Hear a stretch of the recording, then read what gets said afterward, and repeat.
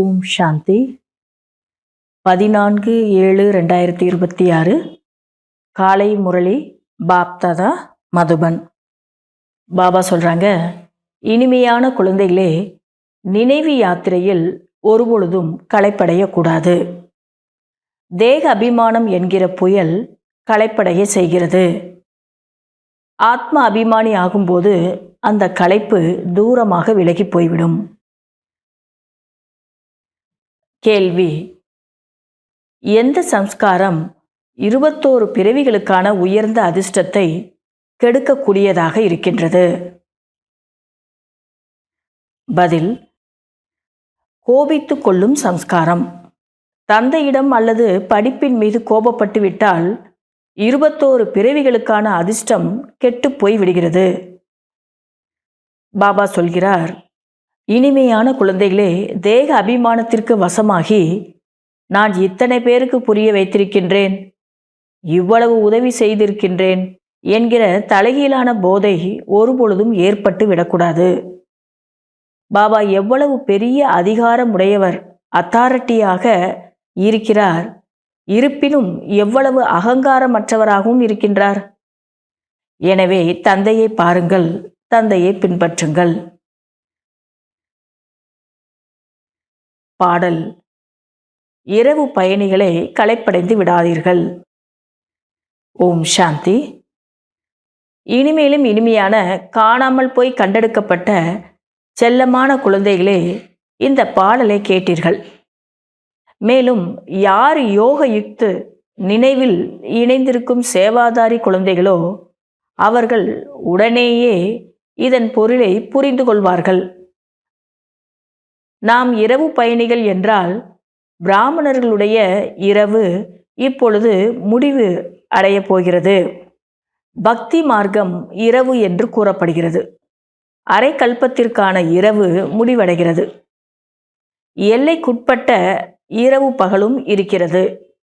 இது பிராமணர்களுடைய அரை கல்பத்திற்கான பகல் மற்றும் அரை கல்பத்திற்கான இரவாகும். இனிமேலும் இனிமையான குழந்தைகளே, நினைவு யாத்திரையில் களைப்படைந்து விடாதீர்கள். உலகாய யாத்திரையில் ஏற்படுவது போன்று அந்த யாத்திரையில் களைப்படைஞ்சிருவாங்க. இப்போ பாபா சொல்கிறாங்க, இந்த யாத்திரையில் நீங்கள் களைப்படையக்கூடாது. முன்பு நடந்து சென்றனர். அந்த யாத்திரை பண்ணும்போது பக்தியில் நடந்து போவாங்க. முன்னாலெலாம் மிகவும் மெதுவாக இடையிடையே தங்கி சென்றனர். நாம் இந்தந்த இடங்களில் தங்க வேண்டும் என்று அறிந்திருப்பார்கள். முன்பு மிகுந்த சிரத்தையுடன் நடந்து சென்றனர். அதில் மிகுந்த உழைப்பு இருக்கிறது. ஆனால் இப்பொழுது இது மிகவும் எளிதாகும். இது எளிய நினைவு அல்லது யோகா என்று கூறப்படுகிறது. தந்தையை மட்டும் நினைவு செய்ய வேண்டும். களைப்படைகிறீர்கள் என்றாலே தேக அபிமானத்தில் இருக்கிறீர்கள் என்பதாகும். 8 மணி நேரம் சரீர நிர்வாகத்திற்கு, 8 மணி நேரம் ஓய்வு, பாக்கி 8 மணி நேரம் இதற்கு, அதாவது நினைவிற்கு கொடுங்கள் என்று தந்தை கூறியிருக்கின்றார். இப்பொழுது முழு 8 மணி நேரமும் யாருமே கொடுப்பது கிடையாது. கடைசியில் 8 மணி நேரம் வரை இருக்க முடியும். சார்ட்டை அதிகப்படுத்தி கொண்டே இருங்கள்.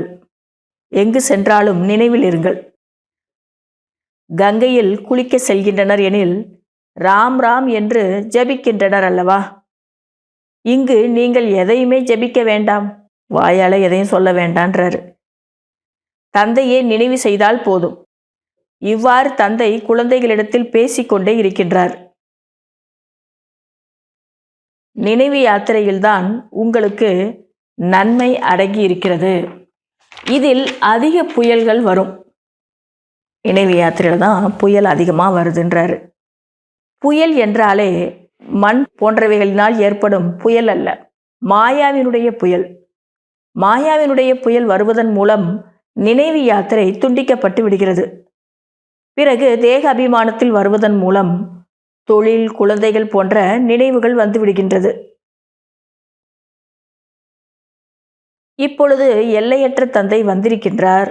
எல்லைக்கு உட்பட்ட ஆஸ்தி அழிய போகிறது. இப்பொழுது குழந்தைகள் வளரும், திருமணம் செய்வோம், பிறகு இது நடக்கும் என்றெல்லாம் செல்வந்தர்கள் நினைக்கின்றனர். அந்த அளவிற்கு இப்பொழுது நேரம் கிடையாது என்று தந்தை கூறுகின்றார். செல்வந்தர்கள் பணம் சேர்த்து வைக்கிறதே நல்ல குழந்தைகளை வளர்க்கணும், திருமணம் செய்து வைக்கணும் அப்படிலாம் நினச்சிக்கிட்டே செய்கிறாங்க. ஆனால் பாபா சொல்கிறாங்க அது வரைக்கும் இப்போ நேரம் இல்லைன்றார். ஆகையால் உலகத்தின் மீது இருக்கும் பற்றுதலை முழுமையாக நீக்கிவிடுங்கள். வெகு சீக்கிரமே விநாசம் ஆக போகுது. அதனால் உலகத்தின் மீது இருக்கும் பற்றுதலை நீக்கிருங்க. இது சுடுகாடாகும். தொழில், குழந்தைகள் போன்ற சிந்தனையிலேயே இறந்தால் தன்னை நாசப்படுத்தி கொள்கிறீர்கள். சிவபாபாவை நினைவு செய்தால் அதிக லாபம் இருக்கும். நான் முழு ஆஸ்தியை எப்படி அடைவது என்று சிந்திக்க வேண்டும். செல்வத்திற்காகவும் அதிக பேராசை படக்கூடாது. எதிலும் அதிக பேராவலும் கொள்ள வேண்டாம். யாராவது திவால் ஆகின்றனர் எனில் மிக அதிகமாக கவலைப்படுவார்கள். சிவபாபாவை முற்றிலும் மறந்து விடுகிறார்கள். ஞானத்திற்கு வந்த பின்புதான் திவாலானது, வியாதி வந்தது என்று குறை கூறுகிறார்கள். இவ்வாறு ஒருபொழுதும் நினைக்கவே கூடாது. வியாதி போன்றவைகள் வருகிறது என்றால் அது கர்ம கணக்காகும். இதுவோ மகா நோயாளி சரீரமாகும். எவ்வளவு பாதுகாக்க வேண்டியிருக்கிறது. நடந்து சென்று கொண்டிருக்கும் போதே நின்று விடுகின்றனர். அதாவது இதய துடிப்பு நின்று விடுகிறது, ஹார்ட் ஃபெயில் ஆகி விடுகிறது. இப்படிப்பட்ட பழைய உலகை புத்தியினால் முற்றிலும் மறந்துவிட வேண்டும். இன்றைய நாட்களில் மனிதர்களிடத்தில் அதிக செல்வம் இருப்பதால் விகாரமும் மிக அதிகமாக ஆகிவிட்டது. காம விகாரம் எவ்வளவு வேகமாக இருக்கிறது. காமம் இல்லாமல் இருக்கவே முடியவில்லை. 4-5 ஆண்டுகள் தூய்மையாக இருந்து பிறகு பாபா இன்று இந்த பூதம் முகத்தை கருப்பாக்கி கொண்டேன் என்று கடிதம் எழுதுகின்றனர். எவ்வளவு ஏமாற்றத்தை அடைகின்றனர். ஒரேடியாக 5வது மாடியிலிருந்து கீழே விழுந்து விடுகின்றனர். முதலில் இருப்பது தேக அபிமானமாகும். மேலிருந்து கீழே விழும்போது மரத்துண்டுகள் போல துண்டு துண்டாகி விடுகிறார்கள்.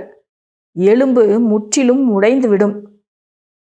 பிறகு முயற்சி செய்வதற்கு நேரமே கிடையாது. இதுதான் அனைத்தையும் விட மிக பெரிய அடியாகும். ஆகையால் காமம் மிக பெரிய எதிரி என்று பாபா கூறுகின்றார்.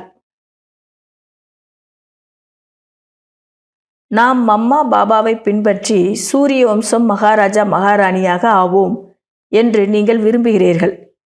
இதில் கஷ்டம் அல்லது செலவிற்கான விஷயமே கிடையாது. இதற்காக வாயில் எதுவுமே பேச வேண்டிய அவசியமில்லை. நினைவு செய்தால் போதும். இதுதான் எளிமையான யோகம் என்று கூறப்படுகிறது. இதற்கு மிகுந்த முயற்சி தேவை. பாபாவிற்கு முன் அனைவரும் மகாரதி ஆவீர்கள். இதற்கு யோகா முழுமையாக இருக்க வேண்டும். பாபா என்னோ மகாரதின்னு சொல்கிறாரு. யோகா யார் முழுமையாக செய்கிறாங்களோ அவங்களுக்கு தான் மகாரதின்னு சொல்லப்படுதுன்றாரு. பாபா மிக நல்ல யுக்திகளை கூறிக்கொண்டு இருக்கின்றார். குழந்தைகளாகிய நீங்கள் தாமதப்படுத்துகிறீர்கள். நாடகப்படி இன்னும் மனநிலையின் வேகம் ஏற்படவில்லை. பாபா எதிர்பார்க்கிற அளவுக்கு இன்னும் முயற்சி செய்யலைன்றார். அந்த வேகம் வரலன்றார். நாளடைவில் வேகம் ஏற்பட்டுவிடும். இத்தனை ஆண்டு காலங்களுக்குள் சொர்க்கம் ஸ்தாபனை ஆகிவிடும் என்று நாம் அரசாங்கத்திற்கூட சவால் விட முடியும். இந்த கட்டடம் போன்றவைகள் வசிப்பதற்காக உருவாக்கப்பட்டிருக்கிறது மதுவனத்தில். ஏனென்றால் மதுவனத்திற்கு பல குழந்தைகள் புத்துணர்வு பெறுவதற்காக வருவார்கள். தலைமை நிலையமும் மதுபனமாகும். நமது நினைவு சின்னம் எப்படி இருக்கிறது என்பதை நல்ல முறையில் காண்பிக்க வேண்டும். எந்த காரியம் 5000 ஆண்டிற்கு முன்பு செய்திருந்தோமோ அதை இப்பொழுது செய்து கொண்டு இருக்கின்றோம். முதலில் சிவபாபாவினுடைய கோயிலை கட்டுகிறோம். மற்றபடி இந்த தில்வாடா டெம்பிள் பிறகுதான் உருவாக்கப்பட்டிருக்கிறது. புத்திக்கு வேலை கொடுக்க வேண்டும். தில்வாடா கோயில் கணக்கு எடுக்க வேண்டுமென்றாலும் எடுத்துவிட முடியும். எத்தனை வருஷத்துக்கு முன்னாடி அது கட்டப்பட்டதுன்னு கணக்கு சொன்னாலும் சொல்ல முடியுன்றார். முழுவதும் நமது நினைவு சின்னமாகும். இது ஸ்தாபனைக்கான நினைவு சின்னம் என்பதை நீங்கள் அறிவீர்கள். தந்தையோ அமர்ந்து புரிய வைக்கின்றார் என்றாலும் கூட நம்பிக்கை ஏற்படுவது கிடையாது. சரீர நிர்வாகத்திற்காக நீங்கள் அவசியம் காரியங்களும் செய்ய வேண்டும். யார் சேவாதாரி பாண்டவ குழந்தைகளோ அவர்கள் அரசாங்கத்தின் உதவியையும் பெற்றுக்கொள்ளலாம். நாம் நமது சுயதர்மத்தில் அமர்ந்து விடுகிறோம். காரியங்கள் செய்யாமல் எந்த மனிதனும் இருந்துவிட முடியாது. அவர்கள் கடயோகம் மூலம் எதைதான் செய்யாமல் இருக்கின்றனர்? நமது சுயதர்மமே அமைதிதான் என்பதை நீங்கள் புரிந்து கொண்டீர்கள். நாம் நடிப்பதற்காக இங்கு வந்திருக்கின்றோம். இப்பொழுது வீட்டிற்கு திரும்ப செல்ல வேண்டும். என்னை நினைவு செய்யுங்கள் மற்றும் வீட்டையும் நினைவு செய்யுங்கள் என்று தந்தை கூறுகின்றார். உங்களது பட்டி முதலில் பாகிஸ்தானில் ஆரம்பமானது. ஆரம்ப விஷயத்தை சொல்றார் பாபா. நீங்கள் அங்கிருந்து நதியை கடந்தீர்கள். சாஸ்திரங்களில் என்னென்ன விஷயங்களை எழுதிவிட்டனர்? நடைமுறையில் இப்பொழுது நீங்கள் கேட்கிறீர்கள் அல்லவா? இது நடந்தது அது நடந்ததுன்னு சாஸ்திரங்களில் எழுதியிருக்காங்க. இப்போ நீங்கள் நடைமுறையிலேயே அதை பார்த்துட்ருக்கிறீங்க, கேட்டுட்ருக்கிறீங்க. பிறகு கல்பத்திற்கு பின் நீங்களே கேட்பீர்கள். இப்பொழுது தந்தை கூறுகின்றார், தீயவைகளை கேட்காதீர்கள். தொழில் போன்றவைகளை செய்யுங்கள், ஆனால் தீயவைகளை கேட்காதீர்கள்.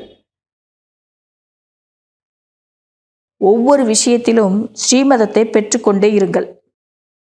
பாபா, இந்த சூழ்நிலையில் நான் என்ன செய்ய வேண்டும்? பாபா உடனேயே உங்களுக்கு கூறிவிடுவார். ஏதாவது விஷயம் நீங்கள் கேட்க வேண்டுமென்றால் பாபாவிடம் வாருங்கள். நீங்கள் ஏன் பயப்படுகிறீர்கள்? ஒவ்வொரு அடியிலுமே ஸ்ரீமதத்தை கேட்க வேண்டும். ஸ்ரீமதப்படி நடக்கும்போதுதான் பல மடங்கு வருமானம் இருக்கிறது. ஒவ்வொரு நொடியிலும் பல மடங்கு வருமானத்தை நீங்கள் ஸ்ரீமதத்தின் மூலமாக தான் பெறுகிறீர்கள். ஆக எவ்வளவு வருமானம் ஏற்பட்டு கொண்டிருக்கிறது. அதனால் ஒவ்வொரு அடியிலுமே கேட்டு கேட்டு நடக்கணுன்றாரு பாபா.